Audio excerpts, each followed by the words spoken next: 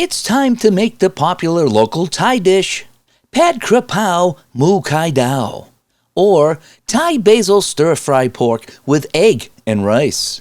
Here at World Market, just north of Bangkok, Thailand, setting up your food stand for the day is a social process.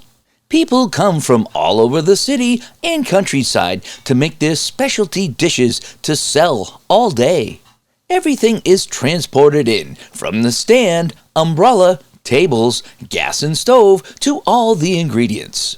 Oyster and soy sauce combination with Preek Ki Nu ground chilies, also known as Thai spicy chili, will be the main ingredient to the pork dish, along with Kra Pao basil, also called holy basil. A series of pots are set up to cook the rice. In the other pots, for the pork and eggs, will all be under the fume hood, so the area doesn't get too smoky or cause carbon monoxide poisoning. Everything is up to street food inspection perfection, and the day of cooking festivities begins. Now there's a fine old wok, probably handed down for generations to do all the fancy frying with. Delivery guy is here. Did someone order eggs? How about fresh ground pork? Add some ice and the pork will be fresh all day and into tomorrow. The eggs must be like a balloon, puffy outside with the whites holding in a soft, gooey yolk. To do this, it must be completely submerged in the oil as it cooks. Now, a few dozen of these pre-made are ready for the lunch rush. Eggs made in this style are sold with most rice dishes in the Thai street food world. Now for the fried ground-up pork, spicy basil style. Water is added to float the pork oil. Greasy pork will hide the flavor of the basil. Some fancy flame shaking draws the oil out. And when the pork is light tan, as if boiled, the oil water is discarded for later use. These are Thai chilies. The word for chili pepper is preek, because the spice of them is like a pinprick on your tongue. In Thai, Ki Nu means mouse droppings. And these chilies are so small, they got that rather unappetizing name. This veggie spice is added to almost all Thai dishes, but its origin is actually Central America and Mexico. In the 16th century, sailors brought this spice to South China while trading with Spain, which brought it back from the New World. These little chilies pack a real punch, scoring 225,000 on the Scoville scale. That measures the chili capsaicin spice level. That's about twice as hot as cayenne pepper and just below the devil's tongue. A lot of these chili skins and seeds are added to the meat that is being flame fried.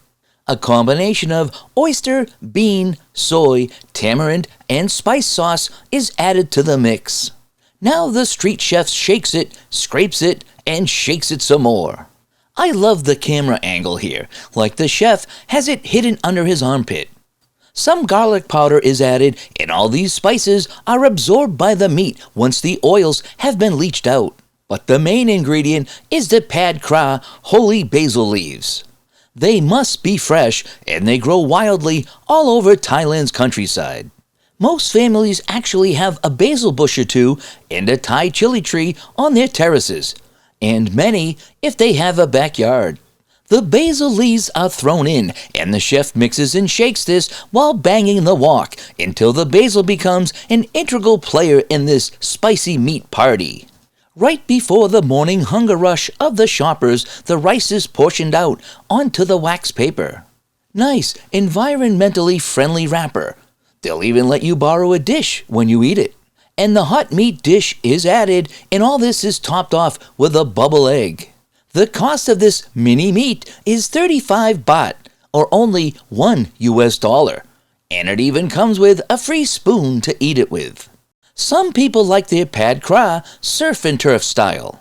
So an entire locally farmed giant shrimp, or prawn, is boiled in the pork oil water until its eyes turn grayish purple and its shell rusty red. Then these shrimp are fried up with lots of oil, chilies, and some pork to flavor in the wok. Add the special sauce and then create an inferno. The flames kiss each ingredient. When garlic is added, the wok is aflame. Now for that basil, and the chef bangs and scrapes to perfection.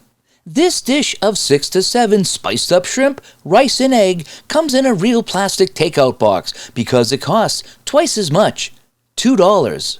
These Thais will eat the whole shrimp, crunchy legs, and head. And the eyes pop a tasty seafood flavor into your mouth when you bite in. Don't knock it till you've tried it. It's healthier with more iron and calcium if you eat the whole shrimp. All these mixed together have a wonderful balance of flavors that complement each other. You'll find a multitude of different stands at every street market serving this basil pork dish. And it's on every menu in the Thai restaurants of Thailand. But not always in the USA because it's honestly too spicy made the way it should be. So come over to Thailand, enjoy the beaches and mountains, and also the delicious unique food for $1 or $2. Ruam Sab Market in the heart of Bangkok is preparing their day of selling fresh fruit. I like fruit, and while I eat it, I think it tastes great, is nutritious, natural, and I should eat more of it. But fruit is hard to eat without standing over your sink at home. With its skin barrier and seeds to avoid, I usually pass it by and grab a candy bar instead. Let's face it, fruit is not convenient to eat sometimes. Here at the market, these fruit chefs solve all those problems and even cut the pieces to the perfect bite size that keeps your hands from getting sticky. Now we're talking. Today you will learn about some exotic fruits grown all over Thailand. And witness the artistry as he uses his fruit sculpting skills as he prepares each fruit type the old-fashioned way. Let's start with a fruit everyone is familiar with, the watermelon, the messiest eating fruit of them all. It's okay to grab a wedge and chomp down, then spit the seeds at your friends when you're 9 years old at a picnic. But as a street food, a finer etiquette is required. Our chef removes those seeds so your tongue and lips won't have to. He also cuts out the meatiest parts from the rind. Though I rather enjoy seeing how close I can bite down to that melon-Dixon line before it tastes sour. The pineapple never made it as a hand fruit. Just holding it can be painful, let alone trying to sink your teeth through that spiky skin. Here, within seconds, our chef cuts away all the scary parts and even removes the hard-to-chew core. Pineapples have seeds. All fruits do. Want to try to spot them? They are the brown dots seen just under the skin. What is a fruit anyway? A fruit is a pregnant flower. The female part of the flower, the pistil, has an ovary with seeds ready to be fertilized. If the pollen reaches them, fertilization occurs, and surrounding sweet fruit holds the seeds with hope of an animal eating it. This spreads the new growing fruit out of competition with the parent and offers good fertilizer to get its start. When you eat the fruit, you are eating the flowering plant's ovary. Yum! After the cutting, all the fruits are made bite-size and put on ice so they don't spoil. This cantaloupe is sliced and aborted in just 15 seconds. If you wonder what is done with all the skins and scraps, they are fed to the pigs, who absolutely love them. Nothing is wasted. This green, bumpy, apple-looking thing is a fresco guava. People might wonder why some guavas are red or look different. It's just like selective breeding. Like we mix different dogs to get the characteristics we like. Well, it's the same with fruit. Only a paintbrush is used, passing the pollen to the ovary. I wish this guy's gloves weren't the same color as the fruit. Makes it easier to make sure a finger didn't wind up in the batch. But this Thai guy cores an apple, of course, quickly and perfectly.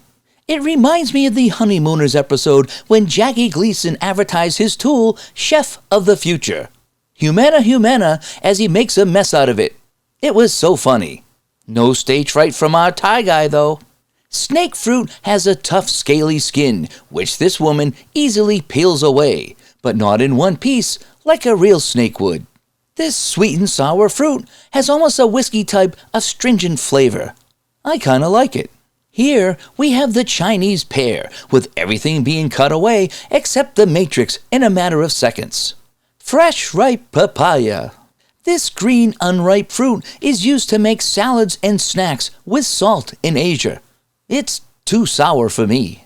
Here the taste is amazing, and all the mess of removing the skin and seeds are done for you. This dragon fruit is my favorite. It looks so exotic, but inside the flesh can be deep red or white with the seeds dispersed throughout. It has a unique taste, like a sweeter pear, and the seeds pop in your mouth like a spice. Within an hour, all the rainbow of fruit is packaged and ready for the customers. It must be kept covered in ice for the day to keep it fresh. They will sell out, as always. Feeling good about using such creative skills to help people choose a healthier snack to feed on. If I lived here, I would try a different type each day. Thanks for watching our video, and if you'd like to see more, please subscribe to the channel to be notified about when our next video is posted. Bon appetit!